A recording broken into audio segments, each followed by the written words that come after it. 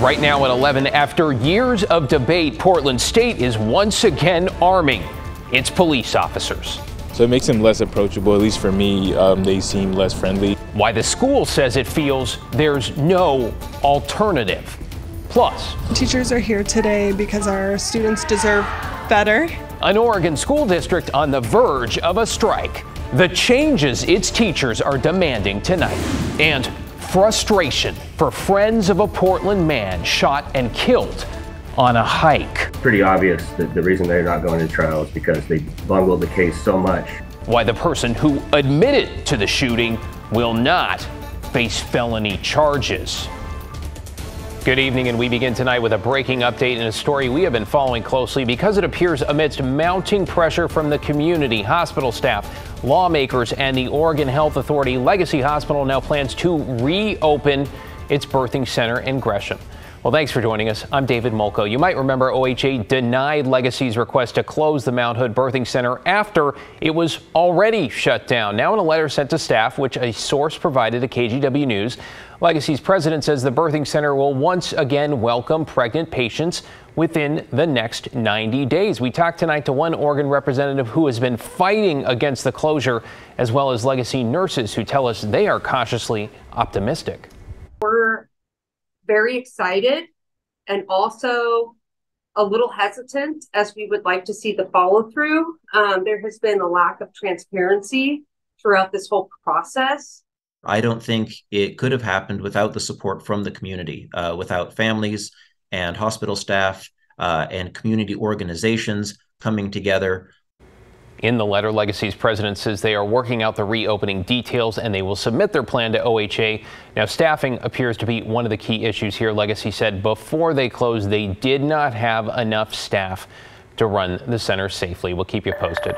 Well, new tonight, Portland State University is rearming its campus police force. School officials say the change is needed because officers are encountering more weapons on campus, and they say Portland police are often too busy in other parts of the city to respond. Let's get to Catherine Cook in the newsroom. Catherine, there is a painful history on this campus when it comes to armed officers. So how are students reacting tonight? Well, David, they have mixed reactions. A campus spokesperson tells me the change has actually been in place since February, but the school is just now sharing it publicly. At one point, in an email to students, the school president acknowledged this decision may seem like a step backward, but he hopes it doesn't have to stay this way.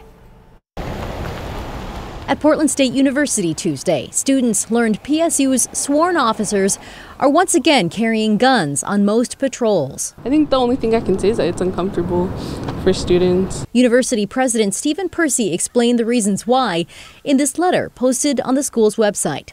He said PSU officers are encountering an increasing number of weapons on and near campus and getting limited help from the Portland Police Bureau. And I'm hoping that everything stays safe. I'm hoping that they don't have to use them. PSU students JD and Edward both say they feel less comfortable approaching officers now, knowing they're armed. Before I knew this, I was definitely more willing to talk to campus police if I had a situation or a problem. But if they do have guns, they might accidentally mistake me for it.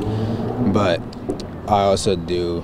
I can also see why somebody would want them carrying it just in case that something happens. In 2018, campus police shot and killed Jason Washington. At the time, he was trying to break up a fight near the Cheerful Tortoise. In a settlement agreement, PSU paid Washington's family $1 million. Calls to disarm PSU officers followed. The murder of George Floyd strengthened those calls. In 2020, PSU announced they would change the way police patrolled on campus. Sworn officers carried guns only at the discretion of PSU Police Chief Willie Halliburton. At the time, Halliburton had this to say. Things have changed. We have to try to reinvent or try to find a way to do police work that's beneficial for not just police officers, but for the community. I truly believe this is what we need here at Portland State. It will work here. But not for as long as many had hoped. In a video to students, Halliburton said the environment around PSU's campus has changed since then. And now, a PSU spokesperson tells KGW carrying a weapon will be left to officers' discretion. While the future is unclear, students just hope history doesn't repeat itself. With past history, it's always shown to the more guns, the more violence, and that goes with both parties. A PSU has a total of 9 sworn officers, and despite the change, the school says they won't always be armed. It's also worth noting there are 7 unarmed public safety officers and 8 student safety ambassadors on campus. David. Yeah, really important context there. Catherine, appreciate your reporting tonight. We're learning more this evening about the horrific murder of a radio cab driver stabbed to death in his taxi Sunday night in Southeast Portland.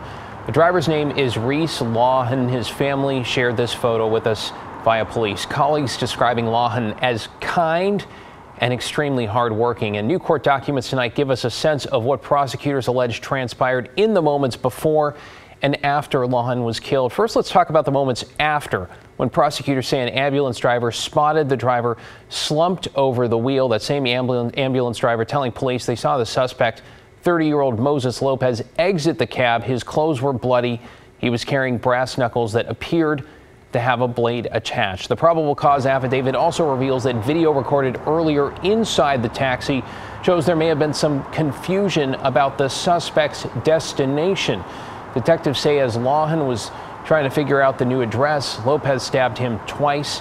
Lopez is in jail charged with murder. He is also wanted in Coos County, where records say last week he allegedly threatened 2 men with weapons. Let's give you a live look over the Rose City now. Following some badly much needed sunny breaks after all that rain, you know what? It's turned downright chilly in some spots. Let's get right to Chief Meteorologist Matt Zaffino. Matt, good to see you. Are we still looking at that chance of snow? We are, although it's clouded over already, and that's going to inhibit the cooling that we get, which in turn may make it more likely that we just end up with rain showers tomorrow morning. But the showers are coming onshore right now at the Oregon coast. We've had some nice clearing over the valleys later this afternoon around sunset, but that's all ended. As we're back in the clouds, you can see it is snowing over the coast range, raining at the Oregon coast, and that is all headed our way. Check out the temperatures, though. Happy Valley in the 30s, Hood River's in the 30s too, but everybody else still in the 40s. Again, that cloud deck that came in is helping to keep it a little bit warmer than we otherwise would be. We're at clear 37 also at a Timber Junction. So it's cool. It'll get colder as the night wears on, and the showers themselves will help to bring some colder air down. So yes, still the potential for a rain-snow mix in the morning. I doubt we'll get any accumulations in the valley at all, even up around 1,000 feet. Not much going to be happening there. And then on Thursday morning, it will clear out Wednesday night. So Thursday morning will be frosty and a mainly dry weekend on the way too. Also, David, a great time lapse from Mount Hood. You're going to want to see this. See the clouds clear and the stars come out. Back to you. So good to see. Thank you, Matt. We want to update you tonight on a bizarre and tragic story we have been following since last summer. It involves a Portland man who was shot and killed on a hike in Washington. The prosecutor in Lewis County has decided he will not be filing felony criminal charges in this case. That is because he says there is just not enough evidence. Now, this all stems from a camping trip last summer near Wallops Lake. Both Aaron Christensen and his dog were shot, and detectives have identified 20-year-old Ethan Osbach and a 17-year-old girl as the suspects. Now, Osbach's family would later go on to tell authorities that Osbach shot Christensen thinking he was a wild animal in the bushes. You see some court documents there. Christensen's friends say they will continue to pursue justice. We couldn't get him in the criminal case, but hopefully we can get some kind of remedy, and not even monetarily, just more answers. It's pretty obvious that the reason they're not going to trial is because they bungled the case so much that they didn't feel confident in getting a guilty verdict. Our Mike Benner asked the Lewis County prosecutor for an interview, which was declined. The prosecutor is reportedly looking at filing misdemeanor charges. New at 11, educators in Woodburn gather this evening to rally for better pay and better working conditions. They're asking for what they call a fair contract by next week, or else they are ready to strike. Alma McCarty talked to some of those teachers tonight. Alma, what did they tell you? Well, David, last week, the Woodburn Education Association voted to authorize a strike after many months of bargaining with the district. There's one last mediation session in about a week. Ahead of that, dozens came out to discuss ongoing challenges, with leaders calling for class size caps and competitive pay.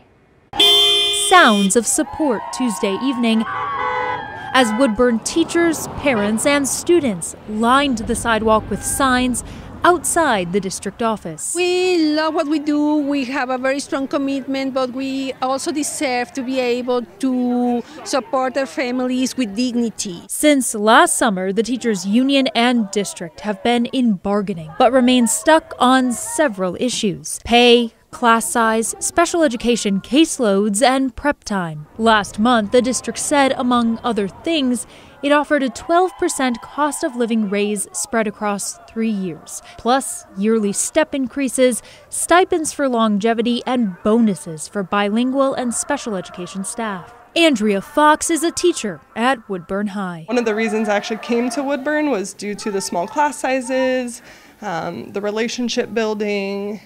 Those are all things that drew me to Woodburn. So it's unfortunate, this is the first year that it's even crossed my mind to go elsewhere.